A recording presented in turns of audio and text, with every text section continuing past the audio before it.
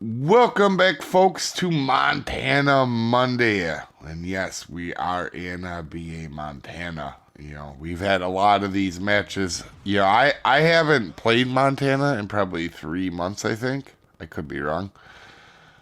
But we have so many matches. We're going to have Mondays of Montanas for a while. But this one I actually wasn't going to show. But the reason we are going to show it, right, is there is going to be some solid teammates and other players on this map, right?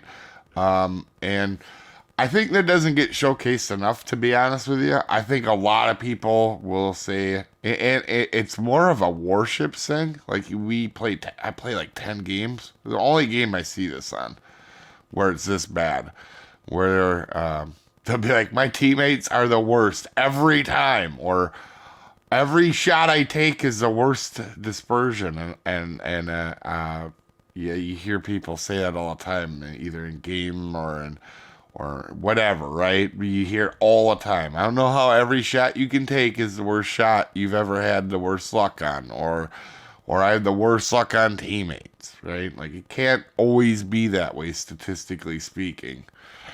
That being said, we are on Scandinavia, I believe. I love this map. I know a lot of people don't, but I really like it. I always find that you can put yourself in very good places and very interesting places. Now, the only negative thing I would say in this game is both teams are going to go to one side, right? Our battleships in the middle are both giving up the middle in this map. And the middle in this map is so good at getting crossfires.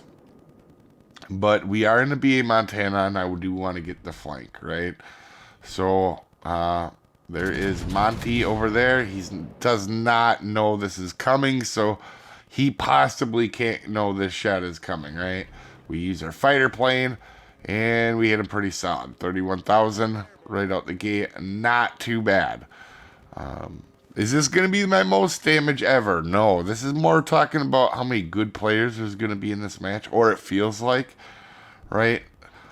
This Michelangelo tried making a good move, like spotting me, smoking up, right? I actually thought he went behind the island here, but he didn't. But either way here, right? We're also going to have a decent Z44 player on our team. Solid, right? That's something that doesn't always happen. Yeah. Campaign ships, as I talk about a lot, generally are the teammates you cannot rely on. I like Z44 a lot, but I would say Z44 is probably the least effective played ship in the entire game, to be honest with you. That being said, our Z44 is going to be decent here.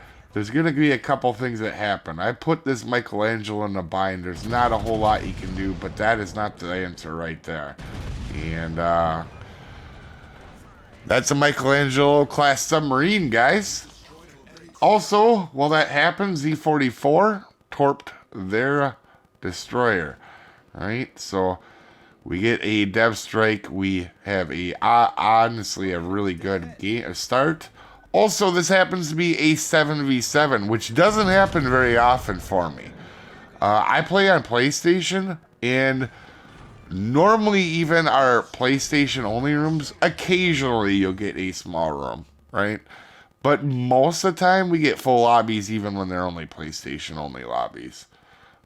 So, not a whole lot of complaints there. But we're going to grab this base, and we're going to start to move in. And like I said, I think it's funny. It is the one thing I've noticed on World of Warships Legends, right? We play a lot of games on the channel, and this is the one game where the community can be toxic.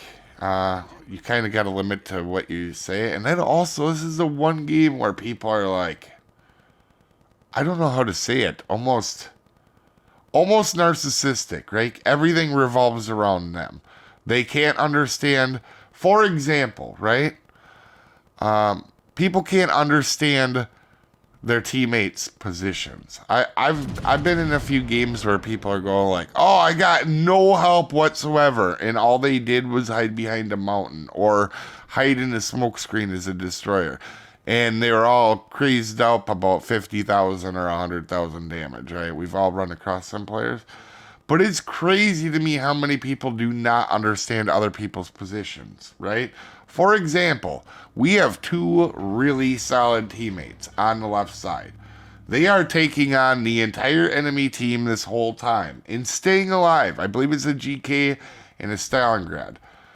Also, this Conqueror, gonna be solid too. I'm gonna take shots, and he's gonna be completely aware of me in this match. Like, he turned out on my first shot.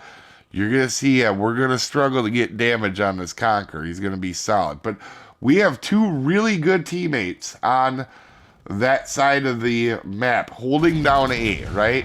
This whole time, even though they've been under pressure from what was it, three battleships, three battleships and a cruiser, right? They are outnumbered 2-1. They are holding this down while we get over here.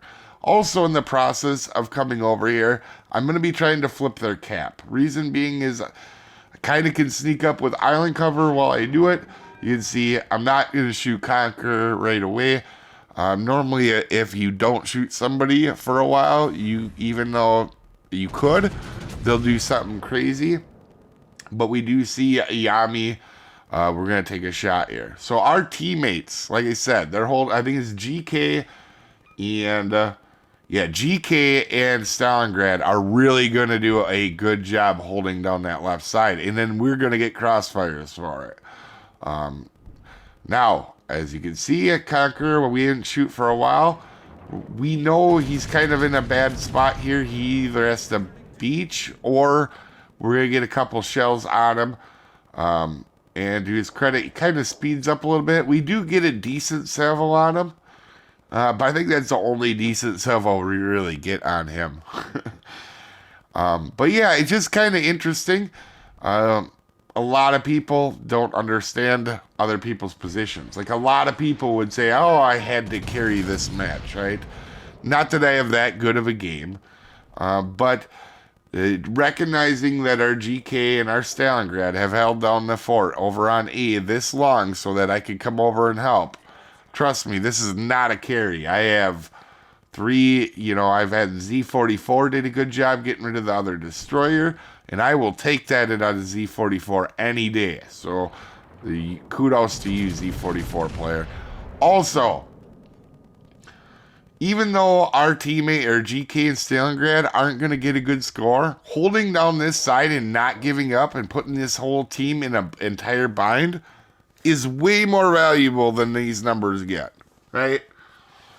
And so we're going to capture our second base. So we've helped captured one and captured a second. Now, I actually thought about taking out Alaska here, or taking a shot at Alaska, but I figured we better get rid of... I'm trying to save Stalingrad, because Yami's the only thing that overmatches them, and our shot doesn't get there in time, sadly.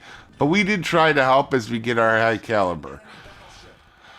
And this Alaska is going to go ahead and push in now. And we're going to try to get rid of him because he's got a radar. He's clearly radaring our destroyer. We're going to try... Whenever I get opportunities, I do try to take shots at cruisers. But there is all his health gone. We do get, in fact, finish him off, right? So we do help. Now this Conqueror is going to come around this corner and just get waffled on. But he did look like he was pretty decent for a good majority of this match. I think even at one point he shot AP out of it. So a lot of solid players here, I felt like, in this match. But anyway, a high caliber, a 3,000 base damage game with a significant amount of help from our teammates holding down that A cap. You guys have a wonderful day. I'll see you next time, folks. Have a good one.